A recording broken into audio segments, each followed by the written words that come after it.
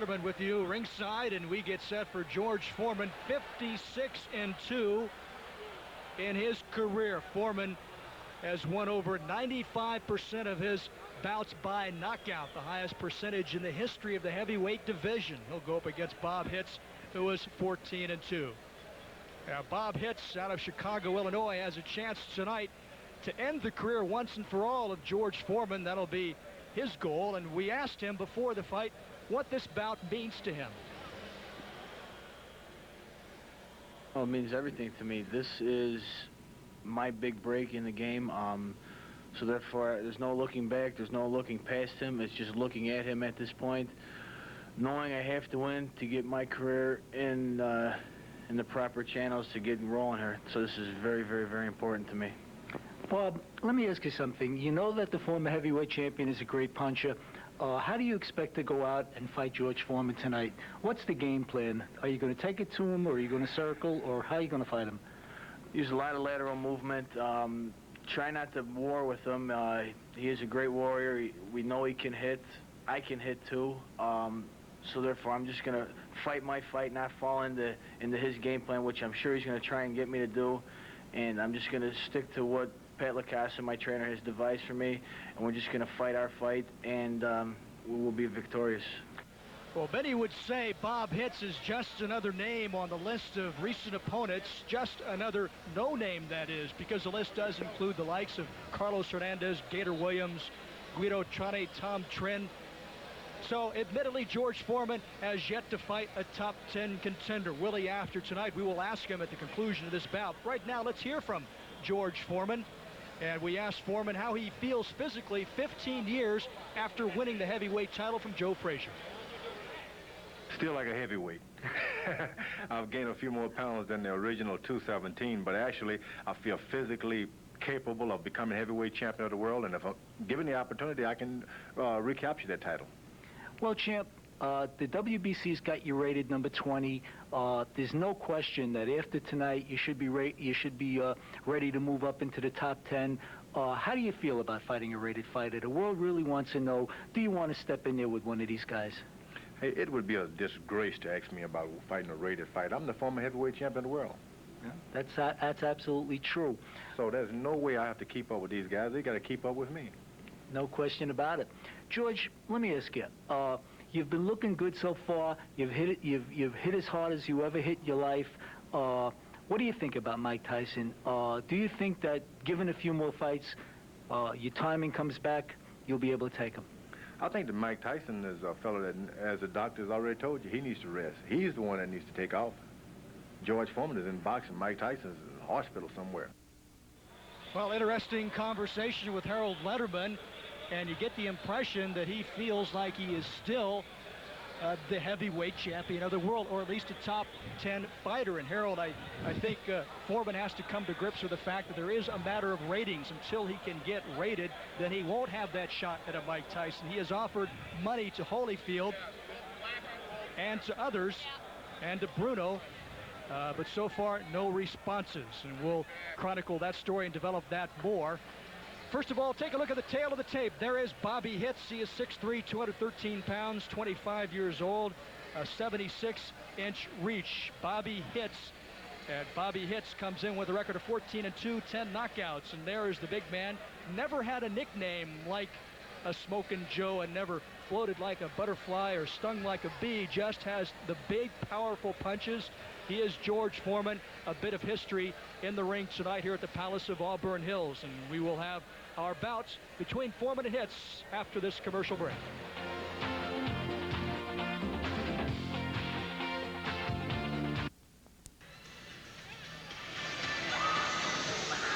Well, George Foreman only went the distance 4 times in his long and storied career that has now covered 58 bouts. How long will this one go? Well, it's scheduled for 10 rounds, but in his comeback, George Foreman really hasn't gone more than a couple of rounds with all of his opponents. Foreman against Hitz, a 10-rounder, and that's coming up. And we welcome him back to the Palace at Auburn Hills.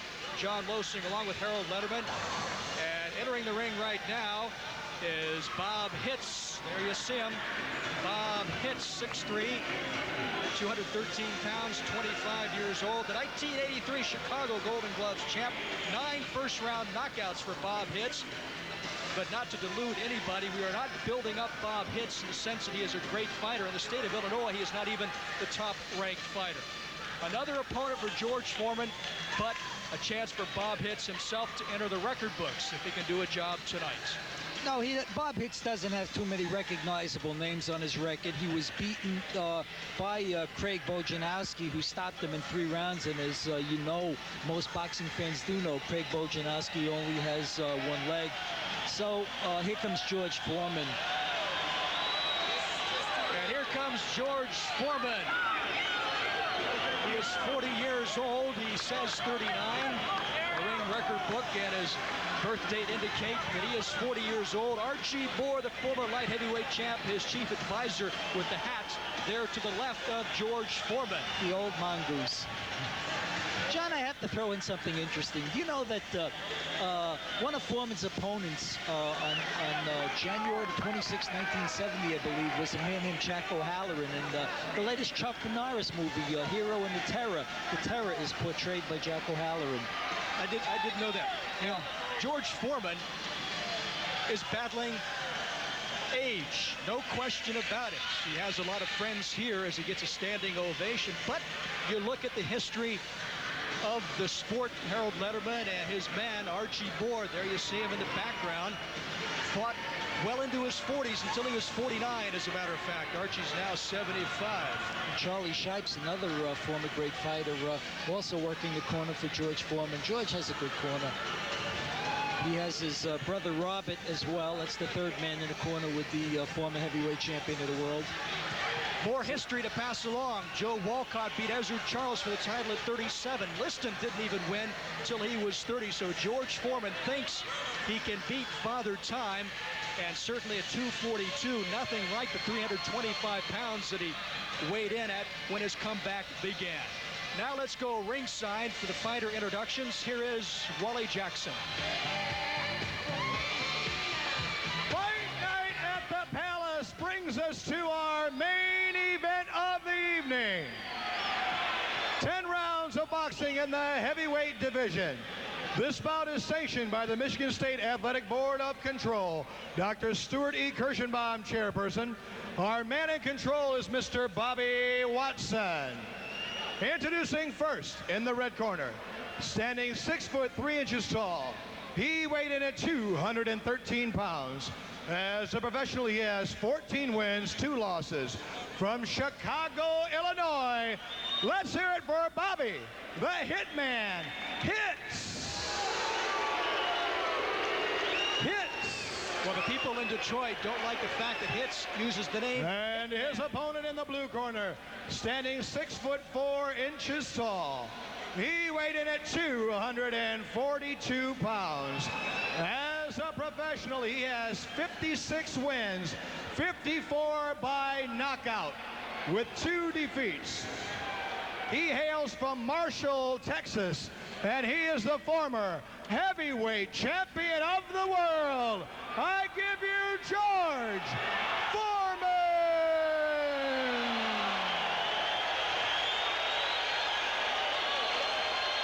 This is 10 rounds. George Foreman brings back a little of the past tonight in Auburn Hills, Michigan. George Foreman fought 47 times before he was retired by Jimmy Young back in 1977, was out for 10 years. Then he made his comeback last year. This is fight number 12 in the comeback trail of George Foreman. Certainly, if nothing else, John, he's been very, very active on his comeback. I mean, he fought 3 weeks ago. George Foreman coming off a win in Florida over Vladislav Mihangos. That lasted 2 rounds. His longest bout, Cowie, went 7 this year. That was on March 29th when he beat Dwight Cowie in Las Vegas. Here we go, the first of 10 rounds. Heavyweights, George Foreman, 242 against Bob Hitz, 213. Bob comes out doing just what he said he was going to do. He's circling to the left. Now he comes back to the right. Now he goes to the left. He's not moving to Foreman at all. As a matter of fact, Bobby Watson, the referee's got to get out of the way. With that change of direction, he's keeping Bobby hopping. Well, people talk about the speed, Harold, of George Foreman and lack of reflexes. He has never been a dancer or a mover. He has been a puncher. And he looks very nonchalant. As a matter of fact, this is the way he always begins his fights. Very businesslike, very slow and easy. Right. He's very slow and he's very ponderous. He doesn't do much in the first round. He's not a first-round fighter.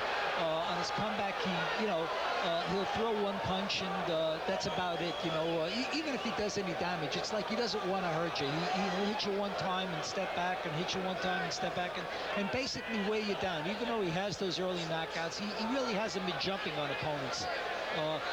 Good hard, stiff left jab, which knocked Hitz back.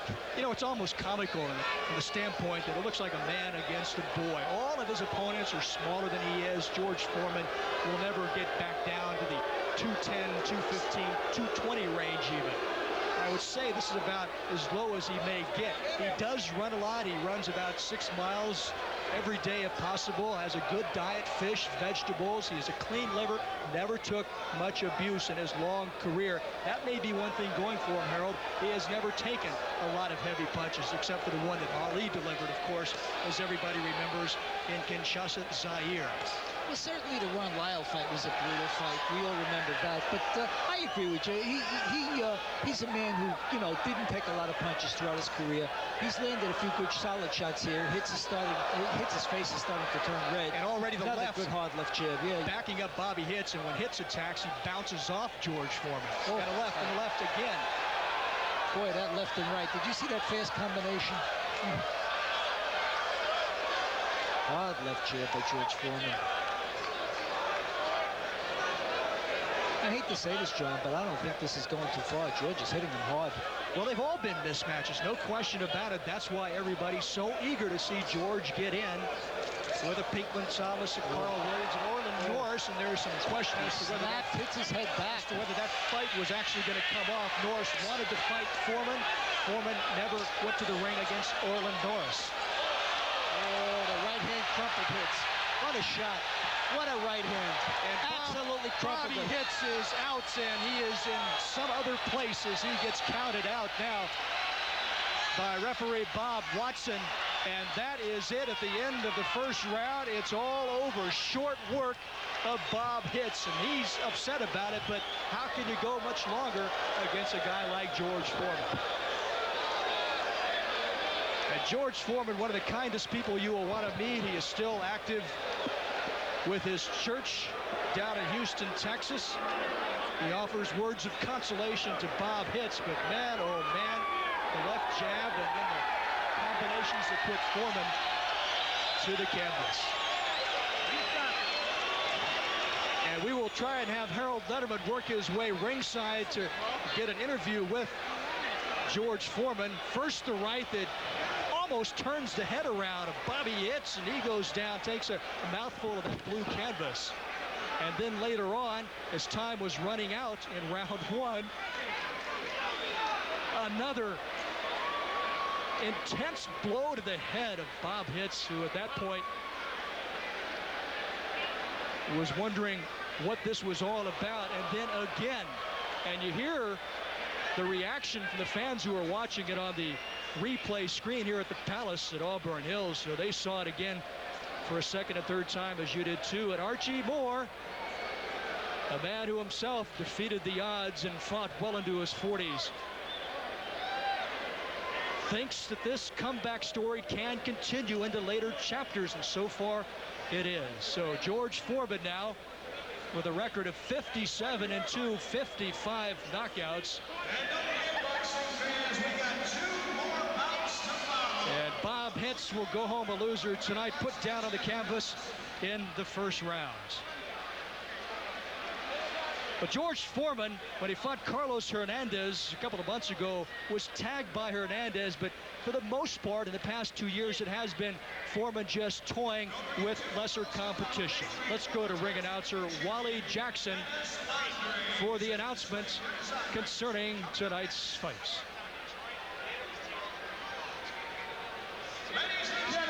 official time, 2 minutes, 59 seconds of the first round. Challenger is counted out. Winner by knockout, George Foreman.